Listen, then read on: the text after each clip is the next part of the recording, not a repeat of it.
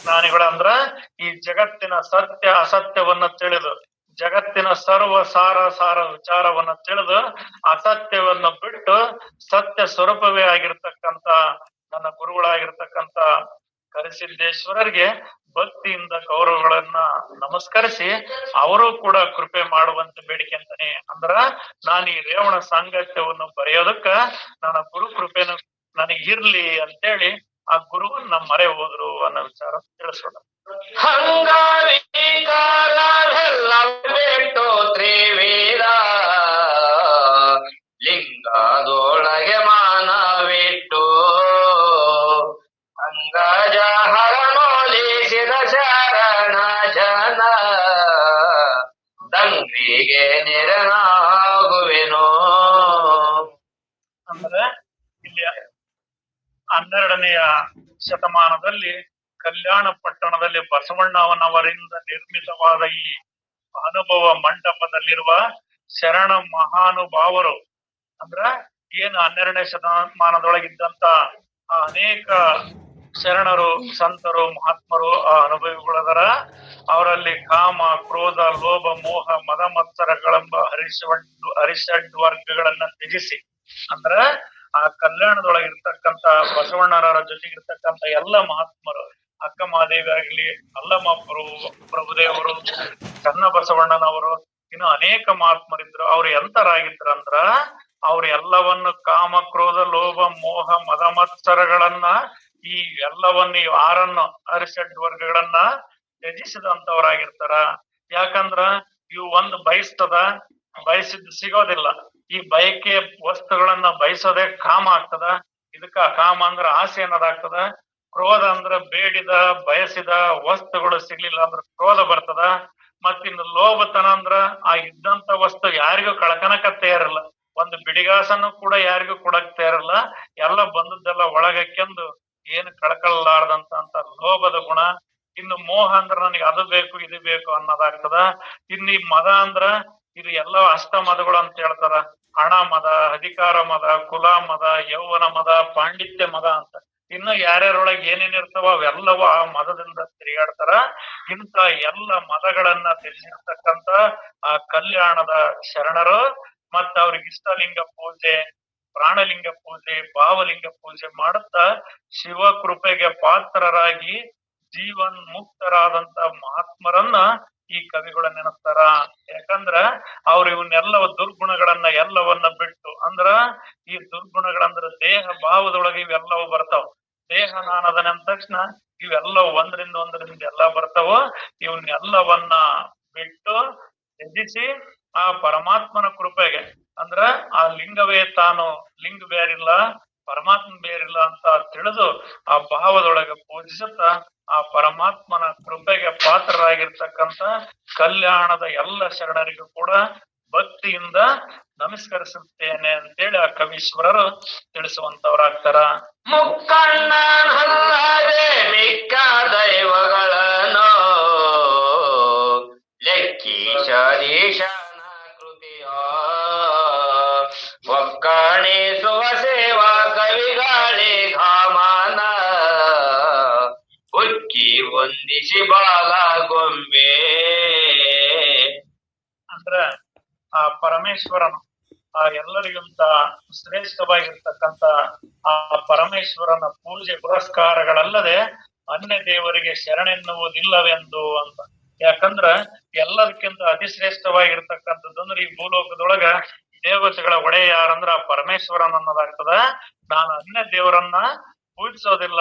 ಆ ಸರ್ವದಕ್ಕೂ ಕಾರಣನಾಗಿರ್ತಕ್ಕಂಥ ಸಕಲವನ್ನು ಸ್ಥಳವುವಂತ ಆ ಶಿವನಿಗೆ ಮತ್ತು ಶಿವ ಪುರಾಣಗಳನ್ನು ಮತ್ತು ಶಿವಶರಣರ ಪುರಾಣಗಳನ್ನೇ ಬರೆದ ಹರಿಹರ, ರಾಘವಾಂಕ, ಕರಿಯ ಪದ್ಮರಸ, ಷಡಕ್ಷರಿ ಮೊದಲಾದ ಕನ್ನಡ ಕವಿಗಳಿಗೆ ಅಂದ್ರ ಇವರೆಲ್ಲರೂ ಹರಿಹರ, ರಾಘವಾಂಕ, ಕರಿ ಪದ್ಮರಸ ಅಂದ್ರ ಇವರು ಅನೇಕ ಮಹಾತ್ಮರ ಈ ಪಾರಮಾರ್ಥದ ವಿಚಾರದ ಅನೇಕ ಗ್ರಂಥಗಳನ್ನ ಬರೆದಿದ್ದಾರೆ. ಆ ಪರಮಾತ್ಮನನ್ನೇ ಕೊಂಡಾಡಿದ್ದಾರೆ. ನಾನು ಬೇರೆ ಯಾರನ್ನಾರ ಕೊಂಡಾಡಲ್. ನಾನು ಕೊಂಡಾಡಿದ್ರ ದೇವರು ಅನ್ನೋದಾದ್ರ ಪರಮಾತ್ಮನನ್ನ ಕೊಂಡಾಡ್ತಾನೆ, ಆ ಪರಮಾತ್ಮನನ್ನು ಪೂಜೆ ಮಾಡ್ತಾನೆ. ಮತ್ತೆ ಈ ವಿಚಾರಗಳನ್ನ ಅಂದ್ರೆ ಮಹಾತ್ಮರ ವಿಚಾರಗಳನ್ನ ನಮಗೆ ತಿಳಿಸಿರ್ತಕ್ಕಂಥವ್ರು ಹರಿಹರ, ರಾಘವಾಂಕ, ಕರಿಯ ಪದ್ಮರಸ, ಷಡಕ್ಷರಿ ಮೊದಲಾದ ಕನ್ನಡ ಕವಿಗಳಿಗೆ ಈ ಕವೀಶ್ವರನಾಗಿರ್ತಕ್ಕಂಥ ಚನ್ನಬಸವಣ್ಣನು ವಂದಿಸುವಂತವ್ರಾಗ್ತಾರೆ. ಭೂಹಿ ದಾರುಣಿಯೇನು ಹೋಗಿ ಚಂದ್ರಮನೂರೇ ರೋಗಿ ಸೂದೆಯ ಹಳೆಯುವಂತೆ ನಾಗಾಭೂಷಣನ ಭಜಕಾರಲ್ಲದ ಭಾವ ರೋಗಿ ಕರಿಯ ಕುಂದವುದೇ. ಅಂದ್ರ ಈ ರೇವಣ ಸಾಂಗತ್ಯ ಪುರಾಣವು ಉತ್ತಮ ಪುರಾಣವಾಗಿದ್ದರೆ ಹೆಚ್ಚಿನ ಜನರು ಕೇಳಬೇಕಾಗಿತ್ತು. ಕೆಲವೇ ಜನರು ಕೇಳುತ್ತಾರೆ. ಆದ್ದರಿಂದ ಇದು ಹೇಗೆ ಶ್ರೇಷ್ಠ ಪುರಾಣವಾಗುತ್ತದೆ ಎಂಬ ಅನುಮಾನ ಮಾಡಿದವರಿಗೆ ಹೀಗೆ ಉತ್ತರಿಸುತ್ತಾರೆ. ಅಂದ್ರ ಇದು ರೇವಣ ಸಂಗತ್ಯವನ್ನ ಇದೇನು ಶ್ರೇಷ್ಠ ಅಲ್ಲ, ಇದ್ರಾಗೇನಂತ ಪಾರಮಾರ್ಥ ವಿಚಾರ ಇಲ್ಲ, ಇದನ್ನ ಓದಿದ್ರೆ ನಮಗೆ ಬ್ರಹ್ಮಜ್ಞಾನ ಪ್ರಾಪ್ತಿ ಆಗ್ತದೇನೋ, ಇದನ್ ಕೇಳಿದ್ರೆ ನಮ್ ಬಾಳು ಬದುಕಿ ಎಲ್ಲ ಆನಂದ ಆಗ್ತದೆ ಏನೋ ಅಂತೇಳಿ ಈ ಗ್ರಂಥವನ್ನ ಅಂದ್ರೆ ಈ ರೇವಣ ಸಿದ್ದೇಶ್ವರ ಚರಿತ್ರೆಯನ್ನ ಹೀಯಾಳಿಸುವವರಿಗೆ ಅಥವಾ ಅಲ್ಲಗಳೆಯುವವರಿಗೆ ಏನ್ ಹೇಳ್ತಾನ, ಗೂಗಿ ಹಗಲು ಕಣ್ಣು ಕಾಣುವುದಿಲ್ಲ, ಹೀಗೆ ಗೂಗಿಗೆ ಸೂರ್ಯನಿಲ್ಲ, ಗೂಗಿ ಸೂರ್ಯನಿಲ್ಲ ಅಂತ ಹೇಳ್ತದ. ಅಂದ್ರ ಗೂಗಿಗೆ ಹಗಲೊತ್ತು ಕಣ್ಣು ಕಾಣೋದಿಲ್ಲ, ಅದಕ್ ಹಗಲೊತ್ತು ಕತ್ತಲಾಗಿ ಕಾಣ್ತದ. ಅದ ಕತ್ಲಾಗಿ ಕಾಣೋದ್ರಿಂದ ಅದು ಏನ್ ಹೇಳ್ತತೆ, ಸೂರ್ಯನೇ ಇಲ್ಲ ಅಂತ ಹೇಳ್ತದೆ. ಯಾಕ ತನಿಗೆ ಕಣ್ಣು ಕಾಣಲ್ಲ ಅಂತ ತಾನು ಕುರುಡಾಗಿ ಜಗತ್ತ ಕತ್ಲದೊಳಗೈತಿ ಸೂರ್ಯನ ಹೇಳ್ತಾನಂದ್ರ ಅದು ಅಜ್ಞಾನ ಅಲ್ಲೇನು ಅನ್ನುವಂತೆ. ಮತ್ ಇನ್ನೊಂದು ದೃಷ್ಟಾಂತ ಏನಂದ್ರ, ಕಾಗೆ ರಾತ್ರಿ ಕಣ್ಣು ಕಾಣುವುದಿಲ್ಲವೆಂದು ಚಂದ್ರನೇ ಇಲ್ಲ ಅಂತ ಹೇಳ್ತದ. ಈ ರಾತ್ರಿ ಕಾಗಿ ಕಣ್ಣು ಕಾಣೋದಿಲ್ಲ, ರಾತ್ರಿ ಕಾಗಿಗೆ ಕಣ್ಣು ಕಾಣೋದಿಲ್ಲ ಅಂತ ಚಂದ್ರನೇ ಇಲ್ಲ, ಚಂದ್ರಪ್ಪನ ಬೆಳಕೆ ಇಲ್ಲ ಅಂತ ಹೇಳ್ತದಂದ್ರ ಅದ್ ಸತ್ಯ ಆಗ್ತದೆ? ಅದು ಸತ್ಯ ಆಗೋದಿಲ್ಲ. ಅಂದ್ರ ಈ ಹಗಲೊತ್ತು ಗೂಗಿ ಹೇಳೋದು ಸುಳ್ಳ, ಸೂರ್ಯ ಇಲ್ಲ ಅಂತ ಗೂಗಿ ಹೇಳ್ತಂದ್ರ ಅದು ಸುಳ್ಳ. ರಾತ್ರಿ ಹೊತ್ತಿನೊಳಗ ಕಾಯಿ ಚಂದ್ರಲ್ಲ ಅಂತ ಹೇಳ್ತತಿ ಅಂದ್ರ ಅದು ಸುಳ್ಳ. ಯಾಕಂದ್ರ ಇದನ್ನ ತಿಳಿಲಾರದವ್ರ ಮಾತು, ಕೈಲಾಗದವ್ರ ಮಾತು. ಇಲ್ಲೊಂದು ಉದಾಹರಣೆ ಕೊಡ್ತದ್ರ, ನರಿ ಮಂಗ ಎರಡು ಜೊತೆಗಿದ್ವಂತ. ಆ ಗಡ್ಡ ಅಡವ್ಯಾಗ ತಿರ್ಗಾಡ್ಕೊಂತ ಹೋಗದ್ವು, ಎರಡಕ್ಕೂ ಭಾರಿ ಒಟ್ಟಸವಾಗಿತ್ತು.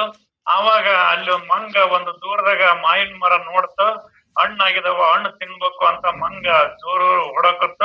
ಆದ್ರೆ ಈ ನರಿಗೆ ಮರ ಹಣ್ಣು ತಿನ್ನಕ್ ಬರೋದಿಲ್ಲಲ್ಲ, ಅದಕ್ಕಿದು ನರಿ ಅಂತಂತೆ, ನಾನ್ ಅವತ್ ಹಿಂಗ ಅಡ್ಡಾಡ್ಕೊಂತ ಹೋಗಿ ನೋಡಿದ್ದೆ, ಅದ್ರಾಗ ಮರದಾಗ ಹಣ್ಣು ಭಾರಿ ಹುಳಿ ಅದಾವು, ಅದನ್ನ ತಿನ್ಲೇಬೇಡ, ಅವ್ನ ತಿಂದು ಬಾಯಿ ಹುಳಿ ಮಾಡ್ಕೊಳದ್ಕಿಂತ ಉಪವಾಸ ಇರೋದ್ ಲೇಸು ಅಂತ ಹೇಳ್ತಂತೆ. ಅಂದ್ರ ಅರ್ಥಾತ್ ಈ ಪಾರಮಾರ್ಥ ವಿಚಾರ, ಈ ರೇಣುಕಾ ಸಂಗತಿ ವಿಚಾರ, ಇದನ್ನ ಸರಿಯಾಗಿ ಕೇಳದೆ ತಿಳಿಯಲಾರದವರು ಇದನ್ನ ಅಲ್ಗಳಿತಾರ. ಹೆಂಗ್ ಅಲ್ಗಳಿತಾರ ಅಂದ್ರ, ಗೂಗಿ ಸೂರ್ಯ ಇಲ್ಲ ಅಂತ ಹೇಳಿದಂಗ, ಕಾಗಿ ಚಂದ್ರ ಇಲ್ಲ ಅಂತ ಹೇಳಿದಂಗ ಇದು ಈ ರೀತಿ ಹೇಳ್ತಾರ.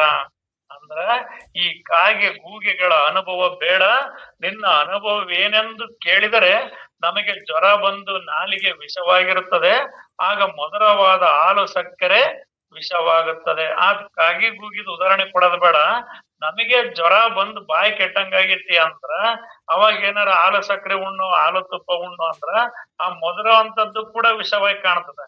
ಅಂದ್ರ ಇಲ್ಲಿ ನಮ್ ನಾಲಿಗೆ ಕೆಟ್ಟತಿ ಅಂತ ಹೇಳ್ತಾರ. ಅರ್ಥಾತ್ ನಮ್ಮ ಮನಸ್ಸು ಕೆಟ್ಟಿರ್ತದ. ನಮ್ ಮನಸ್ಸು ಕೆಟ್ಟಾಗ ಇಂಥ ವಿಚಾರಗಳನ್ನ ಕೇಳಕ್ ಬಿಡೋದಿಲ್ಲದು. ನಮ್ಮ ದುಷ್ಕೃತ್ಯಗಳು, ದುಷ್ಕರ್ಮಗಳು ನಮ್ಮ ಮನಸ್ಸನ್ನ ಕುಂದ್ರಕ್ ಬಿಡಲ್ಲ.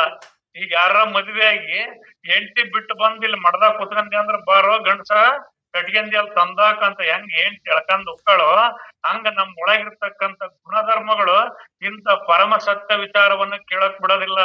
ಯಾಕ ನಮಗ್ ಕುಂದ್ರಂಗ ಆಗೋದಿಲ್ಲಪ್ಪ, ನಮಗ್ ಕಾಲ್ ನೋವು ಕೈ ನೋವು ಅಂತಾರ. ಕಾಲ್ ನೋವು ಕೈ ನೋವು ಅನ್ನೋದಕ್ಕಿಂತ ಮೊದಲ ಮನಸ ನೋವಾಗಿರ್ತದೆ.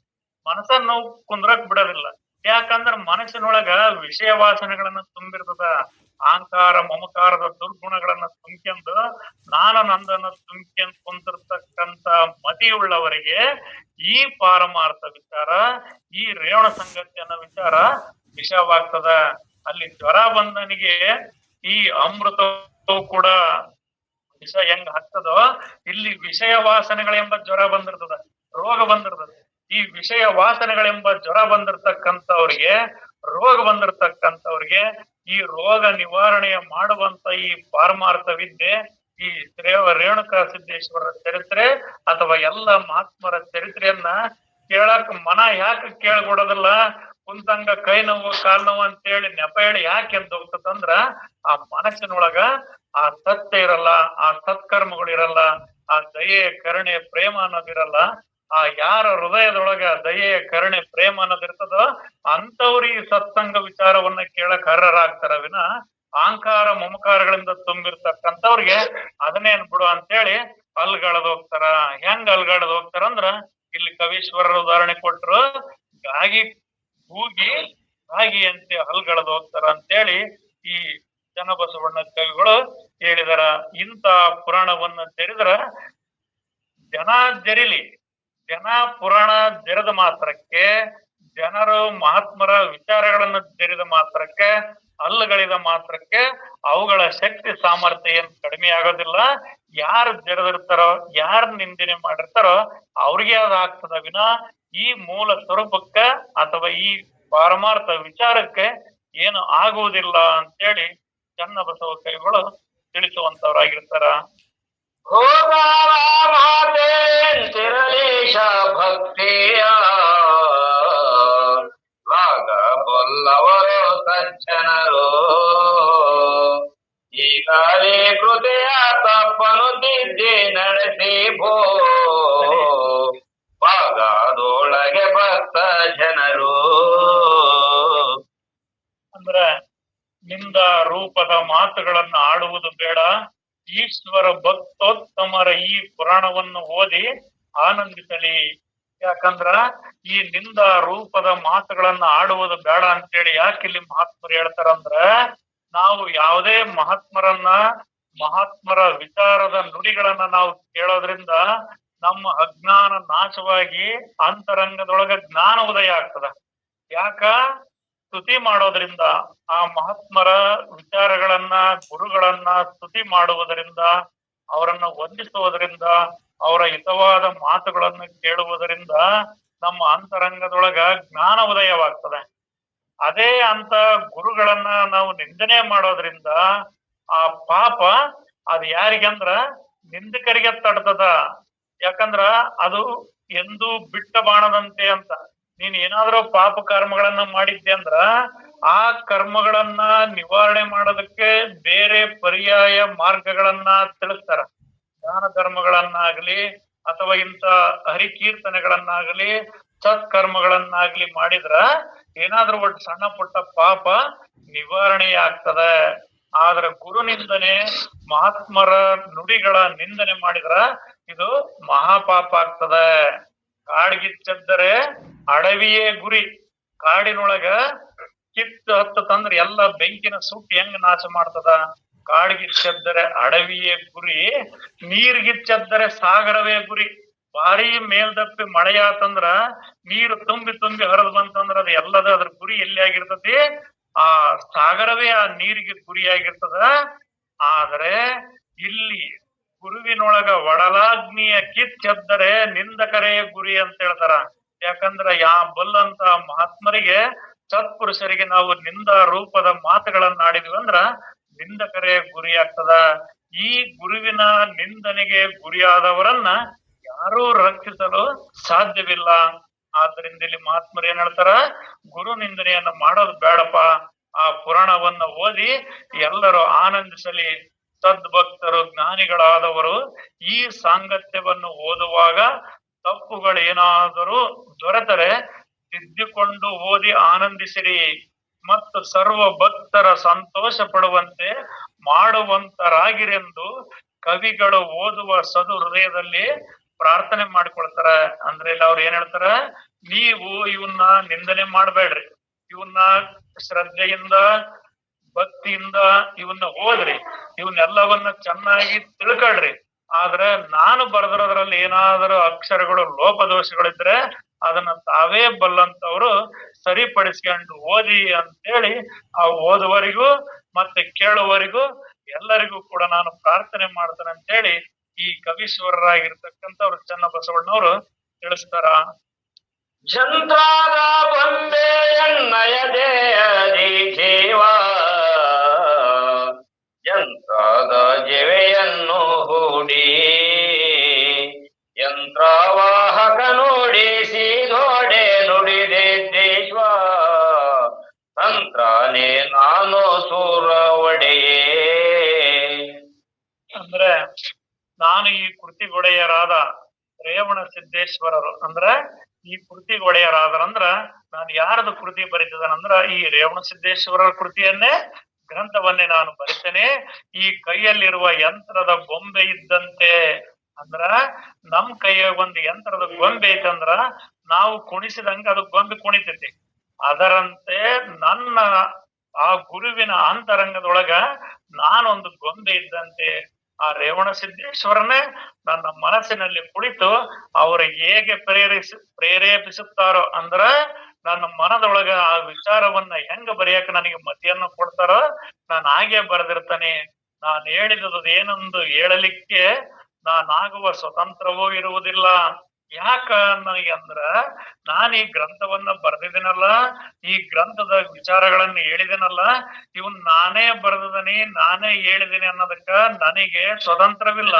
ಯಾಕೆ ಸ್ವತಂತ್ರ ಇಲ್ಲ ಅಂದ್ರ ನನ್ನ ಹೃದಯ ಕಮಲದೊಳಗ ನನ್ನ ಮನದೊಳಗ ಆ ರೇವಣ ಸಿದ್ದೇಶ್ವರರೇ ಕುಂತು ಈ ರೀತಿಯಾಗಿ ವಿಚಾರವನ್ನ ಬರೆದಿರ್ತಾರ. ಈ ಗ್ರಂಥದ ಈ ವಿಚಾರದ ಸರ್ವ ಆಗು ಹೋಗುಗಳು ಇವೆಲ್ಲವೂ ಕೂಡ ಆ ರೇವಣ ಸಿದ್ದೇಶ್ವರರಿಗೆ ತಲುಪತಕ್ಕದ್ದಾಗ್ತದೆ ಅನ್ನೋ ವಿಚಾರವನ್ನ ಕವೀಶ್ವರರು ತಿಳಿಸ್ತಾರ. ಮಹತೆಯ ಮುಂದೆ ಬಂಧುಗಳ ಮಹಾರವೇ ಜ್ಯೋತಿಯ ಮುಂದೆ ಜೀವಿಗೆಯ ನೀತಿಯ ಮುಂದೆ ತಪ್ಪವರೇ ವಣ್ಣನ ಖ್ಯಾತಿಯ ಮುಂದೆ ಖ್ಯಾತಿಗಳೇ. ಅಂದ್ರ ಇಲ್ಲಿ ಕವೀಶ್ವರರು ಏನ್ ಹೇಳ್ತಾರಂದ್ರ ಅನೇಕ ಪುರಾತನರಿದ್ದಾರೆ. ಅಂದ್ರೆ ಈ ರೇಣುಕರಂತೆ ರೇವಣ ಸಿದ್ದೇಶ್ವರರಂತೆ ಅನೇಕ ಮಹಾತ್ಮರಾಗಿ ಹೋಗಿದ್ದಾರೆ.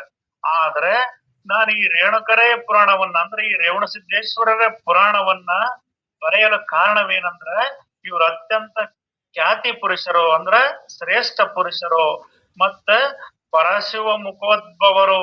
ಅಂದ್ರೆ ಪರಶಿವ ಮುಖೋದ್ಭವರು ಅಂದ್ರೆ ಆ ಪರಶಿವನಿಂದನೇ ಇವರು ಹುಟ್ಟಿರ್ತಕ್ಕಂಥವ್ರು. ಆ ಪರಶಿವನಿಂದನೇ ಅಂದ್ರೆ ಲಿಂಗದಿಂದನೇ ಉದಯವಾಗಿರ್ತಕ್ಕಂಥವ್ರು, ಅತಿ ಶ್ರೇಷ್ಠ ಸ್ವರೂಪವಾಗಿರ್ತಕ್ಕಂಥವ್ರು, ವೀರಶೈವದ ಮೂಲ ಪುರುಷರು. ಇಲ್ಲಿ ವೀರಶೈವದ ಮೂಲ ಪುರುಷರು ಅಂತ ಹೇಳ್ತಾರ. ಈ ಮೂಲ ಪುರುಷರು ತಾಯಿಗಿಂತ ಹೆಚ್ಚಿನ ಬಂಧುಗಳಿಲ್ಲ, ಸೂರ್ಯನೆಂಬ ಜ್ಯೋತಿಗಿಂತ ಹೆಚ್ಚಿನ ಜ್ಯೋತಿಗಳು ಬೇರೆ ಯಾವುದೂ ಇಲ್ಲ. ಅಂದ್ರೆ ಇಲ್ಲಿ ತಾಯಿಗಿಂತ ಬಂಧುಗಳಿಲ್ಲ. ಆ ನಮಗೆ ಅತ್ಯಂತ ಬಂಧುಗಳಂದ್ರ ಪ್ರಪಂಚದ ದೃಷ್ಟಿಯಿಂದ ತಾಯಿನೇ ಅತಿಶ್ರೇಷ್ಠ ಬಂಧು. ಈ ಜಗತ್ತಿನೊಳಗ ಅತಿಶ್ರೇಷ್ಠವಾದ ಜ್ಯೋತಿ ಅನ್ನೋದು ಯಾವ್ದಾತಂದ್ರ ಆ ಸೂರ್ಯ ಜ್ಯೋತಿ ಆಗ್ತದ. ಅದಕ್ಕಿಂತ ಮಿಗಿಲಾದ ಯಾವ್ದು ಜ್ಯೋತಿ ಇಲ್ಲ. ನೀತಿಗಿಂತ ಹೆಚ್ಚಿನ ತಪಸ್ಸಿಲ್ಲ. ಅಂದ್ರೆ ನಮಗೆ ಉತ್ತಮವಾದ ನೀತಿ ಮಾರ್ಗಗಳನ್ನ ಯಥಾರ್ಥ ವಿಚಾರಗಳನ್ನ ತಿಳಿಸುವಂತದ್ದು ಹೇಳ್ತಾರಲ್ಲ, ಆ ನೀತಿಯಿಂದ ನಡೆಯುವುದಕ್ಕಿಂತ ಮಿಗಿಲಾದ ತಪಸ್ಸಿಲ್ಲ. ಹೇಗೋ ಹಾಗೆ ಶಿವಭಕ್ತರಿಗೂ ರೇವಣಕರಿಗಿಂತ ಹೆಚ್ಚಿನ ಮಹಾತ್ಮರಿಲ್ಲವೆಂದು ಈ ರೇವಣ ಸಂಗಾತಿ ಪುರಾಣವನ್ನ ಇಲ್ಲಿಷ್ಟು ತಿಳಿಸ್ತದ ಇವರಪ್ಪಾಜಿ. ಎಲ್ಲರಿಗೂ ಶರಣಾರ್ಥಿಯಪ್ಪ. ಶರಣಾರ್ಥಿ.